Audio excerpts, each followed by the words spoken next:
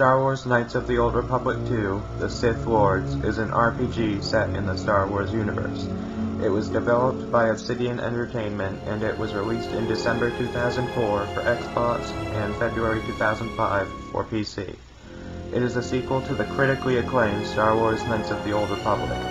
In this review, we will cover 5 aspects of the game: story, gameplay, graphics, music, and extras and replayability, and determine the final score by rating these between 0 and 2. 0 being bad, 1 being okay, and 2 being great.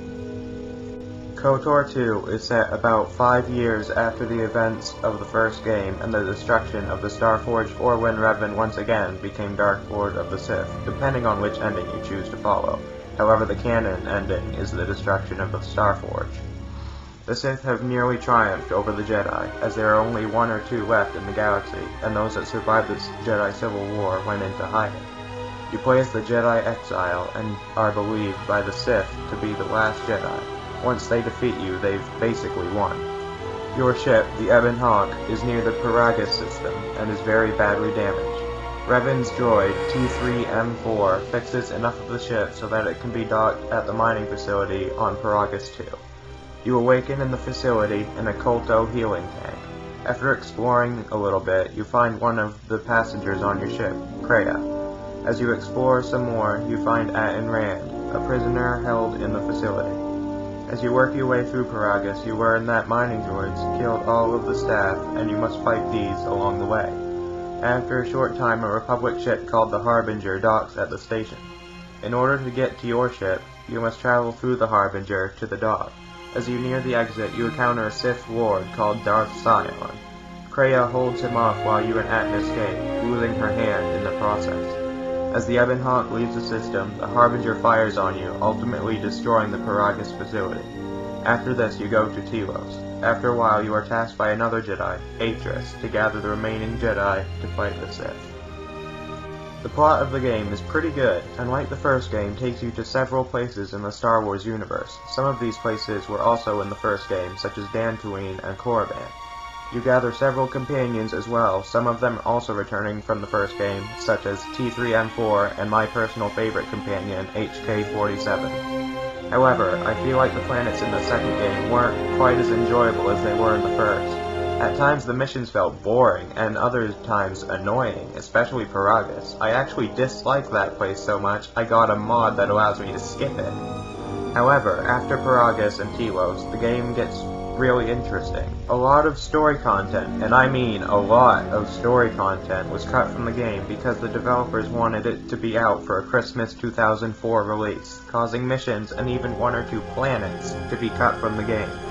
But thanks to the modding community, PC gamers can now download mods such as the Restored Content mod to enjoy the full game. Like the first game, you could probably spend around 15 hours playing the game without side quests. The gameplay is mostly similar to the first game. The combat is turn-based, and you can choose blasters, swords, and lightsabers as weapons. Armor still restricts certain force powers, most of which are also in the first game. There are still conversation choices that can influence your alignment and can determine the outcome of some events. Some new things are added too, such as the ability to influence your companions positively or negatively. You also have the option to carry 2 sets of weapons at once, such as having one set of weapons being 2 swords and the other set being a blaster rifle, and you are able to switch between these 2 sets at any time. Not too much is added, but it does make the gameplay a little bit better. The graphics in KOTOR 2 look pretty similar to the graphics in the first game, with some slight improvement. They, like the first game, look pretty good and mostly realistic, even though it's almost 10 years old. The animations are nice and the cutscenes look good too. The graphics are still a little bit dated by today's standards, though. The music in this game is pretty similar to the first game's music, even with a few songs returning from the first game, although I don't really think the new songs are quite as good as they were in the first game. Sure, it sounds pretty nice, but compared to the first game, sometimes I feel like it's lacking. KOTOR 2 has many side quests and lots of replayability, just like the first game did. The side quests add several hours of gameplay, and the choices you make offer lots of replayability as well, since there are so many of them. Like the first game, this also has a light and a dark side ending. You could easily spend 30 hours or more in this game because of these. KOTOR 2, while not as good as the first game in my opinion, is still very well done. It has a good story, great characters, good music, and lots of replayability. However, some things about the game aren't too great, like some of the planets and the fact that sometimes it can be a little bit boring.